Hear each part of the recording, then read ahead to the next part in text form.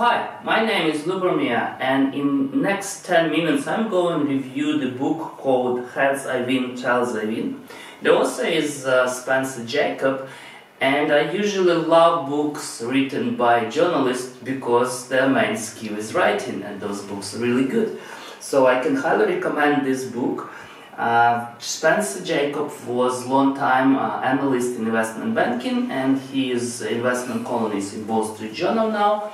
Let me give you the description from Amazon. Since leaving his job as top-rated stock analyst to become investment columnist, Jakab has watched his readers and his family, friends and colleagues make the same mistakes again and again. He set out to evaluate the typical advice people get, from the clearly risky to the seemingly safe, to figure out where it goes wrong and how they could do much better. He is blending entertaining stories with some surprising research, and that's what I like most about books. On the same page you have stories of real people, fund managers, investors, and you have facts, you have numbers, you have charts, and it's all well researched.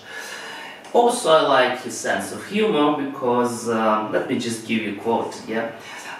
He also explains why you should never trust a World Cup predicting octopus, why you shouldn't invest in companies with X or Z in their names, and what to do if the time traveler offers you economic news from the future.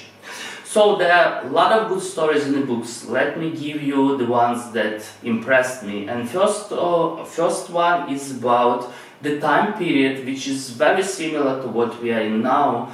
October to 2022. This is the time when we have bear market and recession, and it happens to be this is the time when the expected returns are the best for upcoming years. But of course the retail investor, the typical retail investor, at such time period is the most likely to stay out of the market. And as Jakab describes it, stock market is the only place where buyers run out of the store when there is a sale and line up when prices double. So that's the typical market psychology we see again and again. Anyway, the other story is about active manager called Jussman. He had the active portfolio in 2007, and he was the one who correctly predicted the great financial crisis of 2008. However, it's not only enough to predict the crisis. You should put your money back into the market somewhere near the bottom, and he didn't do that. He stayed cautious for far too long. So yeah, he did not return to the market, and if investor put $1 in his fund in 2007, he would see only 60 cents left in 2015. Compare that to index fund for S&P 100, $1 invested in 2007, after the market rebound and growth in 2015 was worth $1.67. The next story I want to tell you is very similar to story on the markets that is happening right now. You can see the similar patterns to Cassie Wood's story. And I kind of now understand the phrase, the history repeats itself. So there was the fund manager called Ben Miller, and he made impressive returns in 2005, 6, 7 by making concentrated bold bets on home builders and banks. And he started from relatively small amount of 800 million under his management and quickly grew to $20 billion under the management. Of course, press, everybody liked him, the returns were spectacular. Then came the crisis, the home builders and the banks were hit badly. So in 2011 he resigned from active management of this fund, and at that time under his management was only 2.8 billion left from 20 billion before the crisis.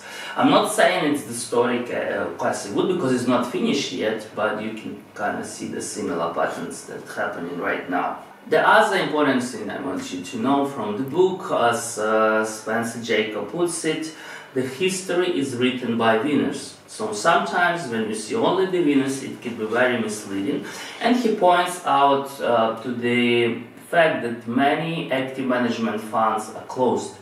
right? And when you get the statistics from only existing funds, it's highly distorted. For example, if you take 2003 and you analyze returns of the existing funds, you would get 19.2%. But if you take into account funds that were closed, you would get only 8.5%.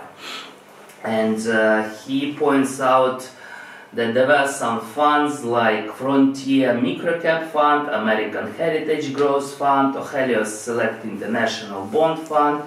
All these funds lost more than 90% of their value and were closed. And if you count that into the results of active management, it's gonna get much worse than you can see on these websites. The other funny story, I think, and that's what I learned from the book, is called seer-sucker theory. So what is this theory? This theory claims that no matter how much evidence exists that seers do not exist, suckers will pay for the existence of the seers.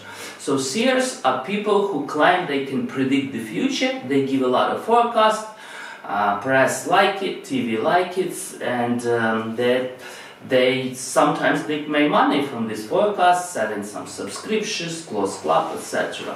So there always will be suckers who will pay for this forecast of the seers, but there is a company called CXO Advisory Group, and they actually analyzed how correct are these forecasters, and you will see on the screen that the returns are the correct guesses are about 50, sometimes 60, 70 at the best. Yeah, so 50 is like flipping the coin, it's the same probability you can get. And one more anecdote from the book about customer yachts on Manhattan. So the new prospective clients come to the Wall Street and seeing all this fancy board packed, and he asks these naive questions, you know, where are the customers' boards? Because all these boards belong to people who work on Wall Street. And that's about high commissions and active managements and this money-making machine that sells funds with high commissions. There is also an interesting phrase in the book: speculation is the effort, probably unsuccessful, to turn a little money into a lot. Investment is an effort that should be successful to prevent a lot of money from becoming a little. And let me finish the quotes from the book by, actually it's not the Spencer's quote, it's Jack Bogle's. But Jack Bogles puts it: the case for indexing isn't based on the efficient market hypothesis, it's based on the simple arithmetic of the cost matters hypothesis. Yeah, so Spencer Jakab explains this a lot, that it's not that all active management just are stupid, right? There's some of them that are real stars and they make great returns. But it's very hard for them to beat the index because they take 1-2%, sometimes more in commission.